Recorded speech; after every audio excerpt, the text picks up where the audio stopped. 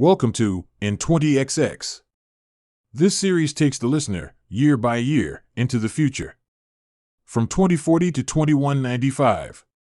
If you like emerging tech, ecotech, futurism, permaculture, apocalyptic survival scenarios, and disruptive science, sit back and enjoy short stories that showcase my research into how the future may play out.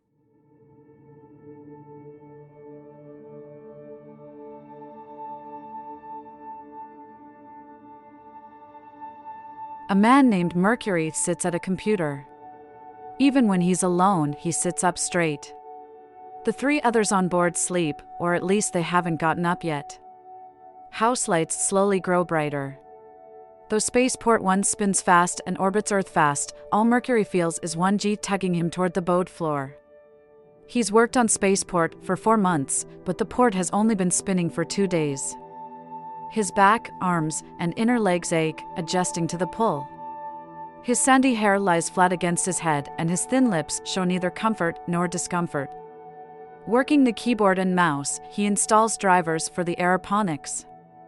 He'd have finished this task sooner, except he's had to do it all on his own, with no online help at any stage. The operating system keeps asking for Observer, which is probably a cloud AI. An error message pops up. No ST-455 detected. Ever since the media attack, communication with Earth has followed wartime protocol: no personal email, no online gaming, no posting, no movie streaming. They can request a file to be sent. This media blackout has slowed the plan to complete 5 rings to nearly a standstill. In the daily news file, it said the smell of death in the cities is so bad, lots of people can't take it and move. What will come next? The media attack seems like a stage 1 to him. Will Russia invade while the US is rolled over having taken a punch to the gut?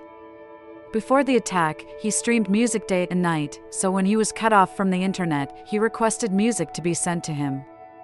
He chose 3 artists, and now he's heard them so much he might never want to listen to them again. Silence is like lack of gravity. Before you experience it, you aren't sure if it's real, but when you experience it, it makes you feel small. Though he's never been one to tap, he does it often, tapping on the table with the side of his finger, slapping his neck audibly, and even slow clapping. This was supposed to be a time of celebration. There should have been 10 others up here. Spaceport was supposed to get its first official visitor, a Nobel Prize winner. The problem is the 3 US rocket companies have suspended launches. Tasha wakes irritably. It was nice falling asleep in artificial gravity. The ability to self-cuddle in her bunk was exactly what she needed. Her parents haven't answered her calls. They live in LA, so Tasha is doubly worried. LA, not the place of the most shootings, but the place of the most random shootings. When people say LA is so random, that's what they mean. She can't drive to their house. She can't visit the police to see how their case is going, and she can't hire a private investigator because all the investigators are overbooked. She must also stay on task 24/7 here in the port station. Everyone depends on her to stay focused and present. She sits upright and stares at her slippers stuck to the floor. She slides her feet into the slippers, stands, and sways a little. The artificial gravity isn't exactly like Earth's gravity. It can pull her to the side more easily. A ticklish ache unfolds in her stomach as she imagines the origami box she's in breaking loose and flying off. She walks through one box after the next, passing Audrey, who still sleeps in her bunk. The ceiling lights are halfway to full brightness. At a window with rounded corners, she stops and watches Earth. The spine or central axis of the port points right at it, and it appears to spin. Okay Google, latest news. Silence. Oh yeah, no Wi-Fi. At least the new bathroom is set up. She closes herself in a side room, takes off her papery clothes, and feeds them to what looks like an oversized printer. It irradiates and vacuums her clothes. While it's doing that, she sets the vacuum shaver to 0.5 and runs it over her head. Liberated, black curly hair flies down the clear tube. She puts her hand under a nozzle, and it dispenses the cleaner, which looks like shaving cream and smells like tea tree oil. Starting with her scalp, she vigorously rubs the cleaner all over her body. Then she rubs a mister vacuum hose over her body. Her clothes are ready, folded in a tray. They smell ultra clean as she puts them back on. They don't show wear and tear even though she's worn them the entire 4 months. Looking in the floor-to-ceiling mirror, she appreciates how great her boobs look in the size small t-shirt. That's good for morale, and everyone knows how important morale is in outer space. She fits on her hat. When feminine space jocks started shaving their heads, many started wearing these cloth approximations of hair. Some are braided cloth, some are loose ribbons. Wintasha's is a full piece like a turban that hangs loose in the back, and it's blue like her hair was the last time she grew it out. She moves closer to the mirror to put on her extra long lashes. She says to the mirror, "I feel like I'm finally back from a long camping trip." The lights are day bright. She continues down the ring until she reaches Mercury. Mooring Mercury, she chimes, not meeting his eye. "What are you working on?" Mercury turns his head toward her without lifting it from his palm. "Oh, hi. Trying to install the aeroponics drivers." Wintasha says, "Can't ground control do that?" Mercury says, "No one's been at ground control." Wintasha bounces her shoulders. "Again?" Mercury says, "Apparently they have more important things to do." Wintasha says, "Do you want me to wake Dustin?" Mercury looks at the time on the screen. "Sure." Mercury and Wintasha stand behind Dustin as he types power commands to finalize the aeroponics setup. Wearing rectangular glass, tall and bony, he smiles. "Just need to run some tests." A line of code fills in the black window in the upper corner. Other windows pop open. A line in one jumps up and down, drawing a live graph. Bars move across the screen. Boxes get green check marks. The tests are good. Mercury says, "You haven't touched the mouse." Dustin smiles. "It's starting to happen. The seeds should get the mist now." Wintasha claps. The first space farm. Dustin says, "There've been countless times plants were grown in space." Wintasha half smiles, half grimaces. The first long-term farm in space. Dustin types a command and all but one of the windows close. Behind the three, a ceiling arm reaches down from its track and cleans the walls and vents. Audrey walks in. "Did you guys know we're low on food?" All three turn around at once. "What?" Audrey, with thick eyebrows and full lips, reaches out, holding a foil pack with a straw sticking out of it. "This is the last sausage and eggs." Poised at the communication station, Mercury says, "Ground control, spaceport." Dustin stands nearby. "And we can't even send an email." Mercury says, "We need to try contacting them once an hour, day and night. We should work out shifts." Dustin says, "Good idea." Audrey, sitting, flexes her arm muscle and grips it with her other hand. "The sooner we ration food, the better." Wintasha says, "Has it gotten to that point?" Mercury bends his neck like he's trying to work out a kink. "The way things are on Earth, I think so." Wintasha says, "What sort of rationing are we talking about?" Mercury says, "I'm willing to switch to 1 meal a day instead of 3 and categorize desserts as emergency rations. We need to all agree on the same rationing for everyone." Audrey says, "It helps that each meal comes pre-wrapped." Mercury says, "Yes." Wintasha's alarm on her foldable goes off. In the dark, she groans, rolls over on a cot, slowly pushes herself up, and sits in front of the communication panel. She presses the button on the receiver. "Ground control, spaceport 1. Ground control, anyone?" The whole room is dark except for some panel LEDs and dim guide lights on the floor. After a few more minutes of trying, she returns to the cot, sets a timer for an hour, and shuts her eyes. 20 minutes later, a woman's voice comes over the speaker. Spaceport, ground control. Wintasha lurches off the cot, rolls to her feet, and lunges for the receiver. Ground control, spaceport. Ground control says, I wasn't sure I'd get anyone this early. Are you folks okay? Tears roll down Wintasha's face. I know why we aren't using the internet, but you need to find some way to record when we call. We've been trying to reach you. Over the speaker, the voice strains. You're right. I'll find someone to monitor the channel right away. Wintasha's chest heaves. I know things are bad right now, but are we missing something? The news files you send us don't make it seem so bad that ground control has left us high and dry up here for 24 hours.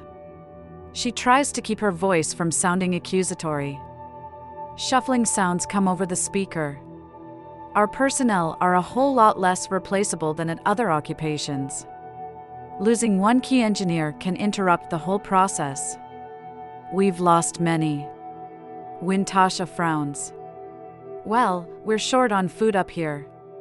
Ground control says, oh no. Oh. My name is Diane, who am I speaking with? Wintasha. Wintasha, I will personally make sure that all of SPX will do nothing else except get a rocket of supplies up to your team. Wintasha wipes her eyes with her arm. How long will that take? 4 p.m. Eastern, Mercury and Wintasha watch a live feed from Audrey's helmet as she flies the grabber.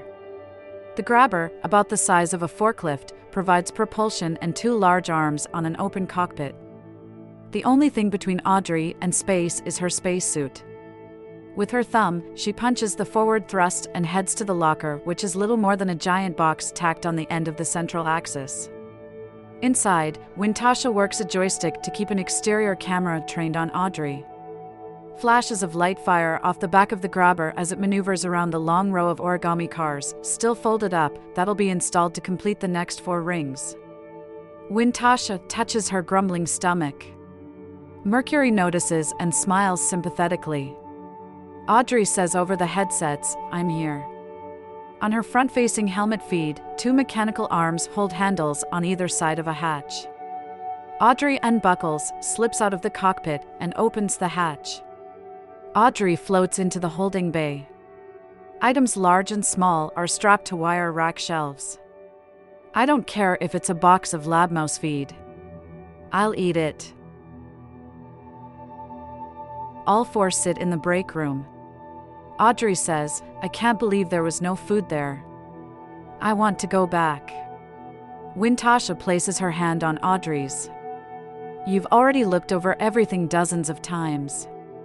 Over speakers, a male's voice says, Spaceport 1, ground control. They jump up and walk to the communication panel. Dustin gets there first. Ground control, this is Spaceport. How are you? We're out of food. I'm deeply sorry. I have some good news. Have you heard of Amino Space Group? The crew look at each other and shake their heads.